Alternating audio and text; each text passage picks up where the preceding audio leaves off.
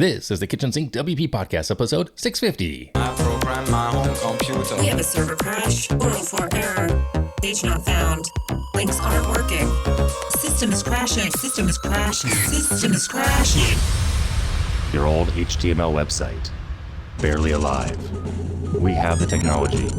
We have WordPress. A new website, better than it was before. Better, stronger, faster.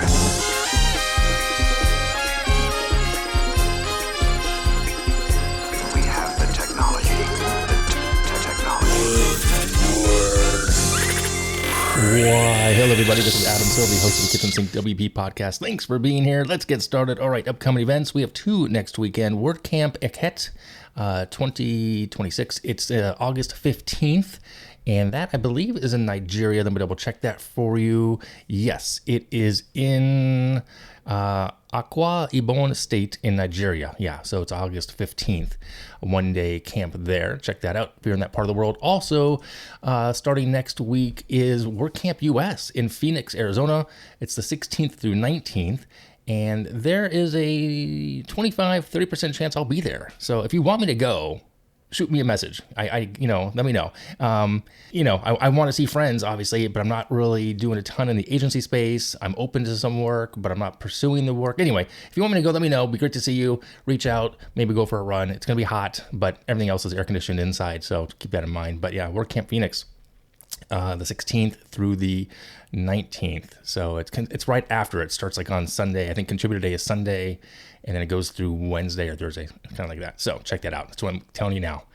Okay, moving on. Segment one in the news. A couple of things here. WordPress 7.0.3 was released. It include several new security fixes. Because of that, you want to go ahead and update your sites immediately. Make sure you jump on that. I did already across the board. Also in the news is WordPress 7.1 Release Candidate 1 came out last week. It contains more than 145 updates and fixes since the beta 4, including 57 in the editor and 88 in core. A couple of the highlights were Icons API was updated. Speculative loading configuration was was defaults can now be configured via environment, variables, and constants, and shareable revisions. So apparently you can share links to specific revisions for faster collaboration. So there you go. And that's still due to come out during the week of WordCamp, if I'm not mistaken. So there you go. All right, moving on. Segment 2, the meat potatoes of this week's episode. All right, so episode 650 episodes. Honestly, saying it out loud feels a little strange because, yeah, 650 is just a number. But when I actually started looking at what that number represents, things got a little more interesting. The first episode of the Kitchen Sink WP podcast came out March 2014.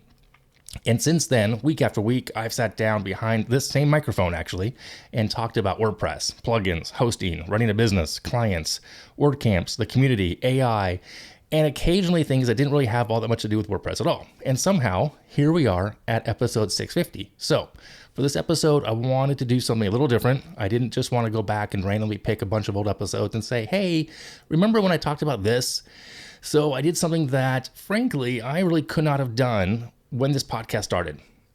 As a part of my using AI tools and the MCPs, which I spoke about a few weeks back on the podcast, I brought a local copy of the entire site to my development environment with local WP. I connected that with Codex and Nova Mira, and I started asking questions about my own archive within it. So basically, what can 649 episodes tell me about the podcast? And honestly, some of those answers did surprise me, and I want to share those with you. So, like I said, rather than doing some giant clip show, I'm going to talk about what changed, what didn't change, and probably more importantly, what I've learned after showing up here every week for more than 12 years. Now, when I look back at early episodes, Kitchen Sink WP was very much about explaining WordPress. How does this work? What's a shortcode? What's a custom post type?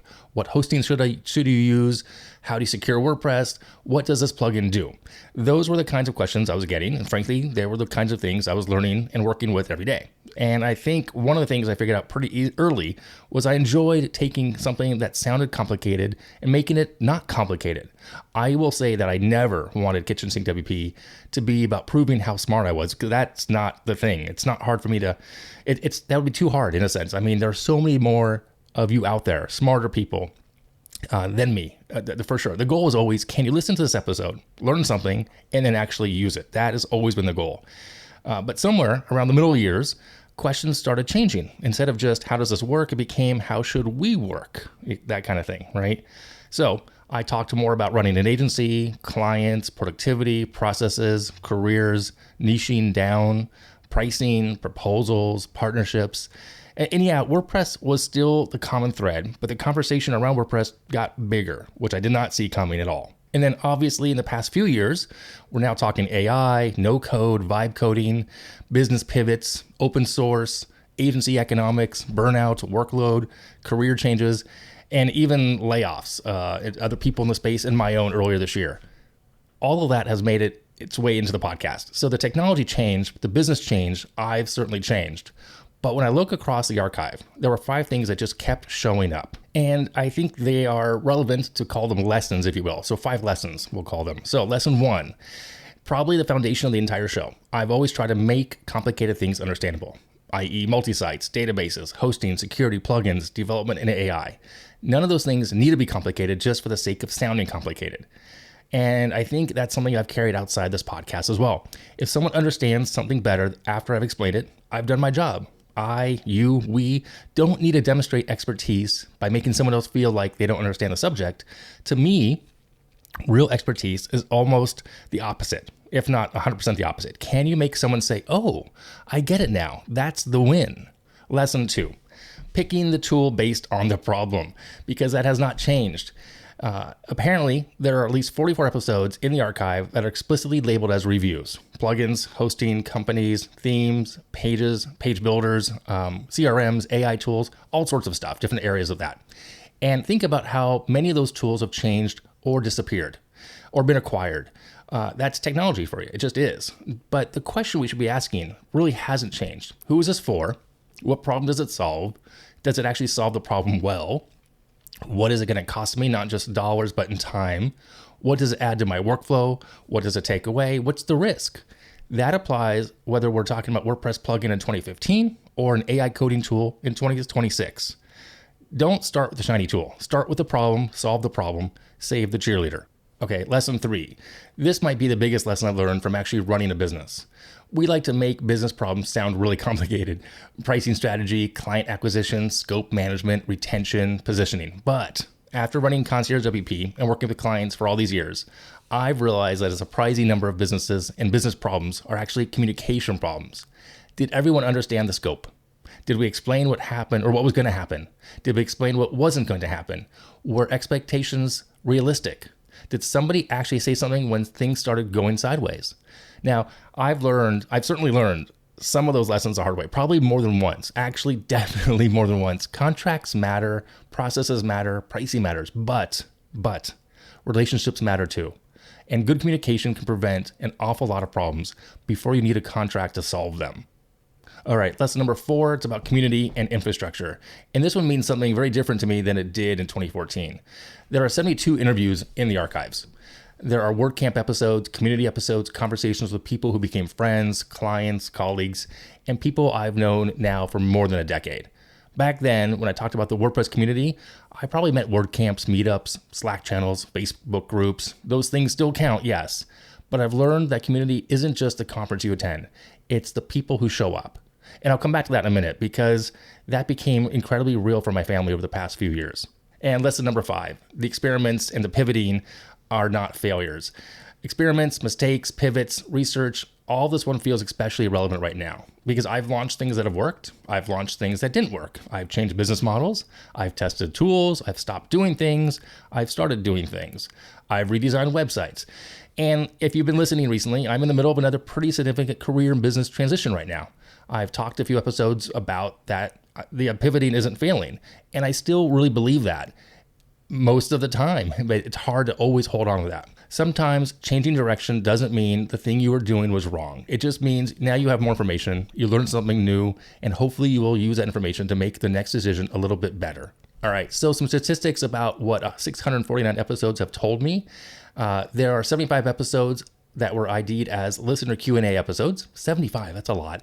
That's actually the largest named recurring format of the archive. I've had other segments there that had 4 or 5 things, but the Q&As have been the longest type in that same kind of recurring format. It's pretty cool. Show notes, most of them were really short. Median was 43 words, and apparently 2014 Adam just didn't believe in wasting time with, in detailed show notes. There were a handful of giant posts and transcripts. The longest was episode 103 with David Sparks at 3,000 words. So apparently, every once in a while, I really believed in show notes. But the biggest thing the archive showed me wasn't those numbers. It was consistency. One episode by itself is an episode. 10 episodes is a project. 100 episodes is a body of work. 650 episodes becomes, well, it's kind of something else. It's part archive, part journal, part history of WordPress, and whether I intended it or not, it's part history of my own life. Okay, so I want to talk about the episodes that were hard to make, because not every episode was easy. There's an episode I recorded after cracking a rib in a go-kart accident right before WordCamp Orange County. Breathing hurt, sitting hurt, laughing definitely hurt, and I still sat down and recorded that episode. I remember actually trying to drive myself the next day, or have my wife drive me to WordCamp OC to speak. I was supposed to be speaking, but she wouldn't drive me, so I had to not go.